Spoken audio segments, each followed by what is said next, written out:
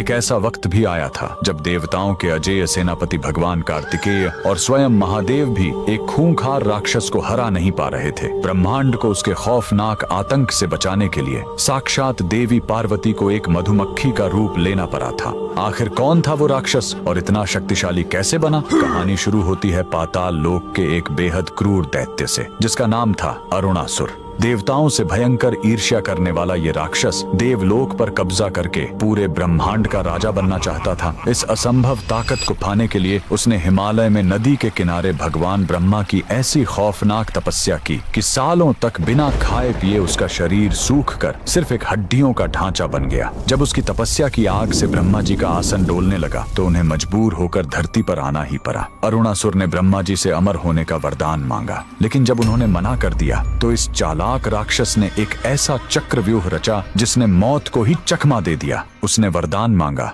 मुझे कोई देव, दानव या इंसान न मार सके, कोई 2 पैर वाला या 4 पैर वाला जीव मुझे न मार सके, और ब्रह्मांड का कोई भी अस्त्र शस्त्र मेरा शरीर न काट सके। यह असंभव वरदान पाते ही अरुणासुर को लगा कि वो सच में अमर हो गया है। उसने अपनी विशाल राक्षसी सेना लेकर स्वर्ग पर हमला कर दिया और देवताओं को बुरी तरह पीटकर वहां से भगा दिया। लेकिन उसका घमंड यहीं नहीं रुका। स्वर्ग को रौंदने के बाद उसने साक्षात महादेव के निवास कैलाश पर्वत पर हमला कर दिया। कैलाश पर भगवान शिव और कार्तिकेय ने उससे भयंकर युद्ध किया, लेकिन ब्रह्मा जी के वरदान के कारण शिव जी के बड़े बड़े अस्त्र भी उस पर असर हो रहे थे। जब उस राक्षस का आतंक अपनी चरम सीमा पार कर गया, तब उसके वरदान का लॉजिक तोड़ने के लिए साक्षात माता पार्वती ने ब्रह्मांड का सबसे भयंकर अवतार लिया।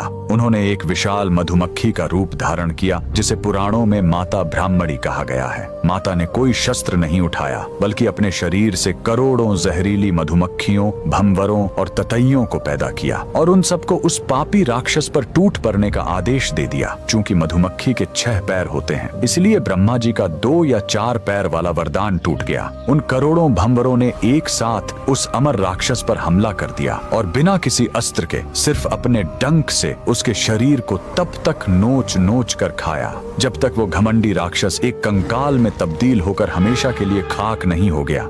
अगर आप भी माता आदिशक्ति के अद्भुत ब्राह्मणी रूप की शक्ति को मानते हैं तो कमेंट में पूरी ताकत से लिखें, जय माता दी।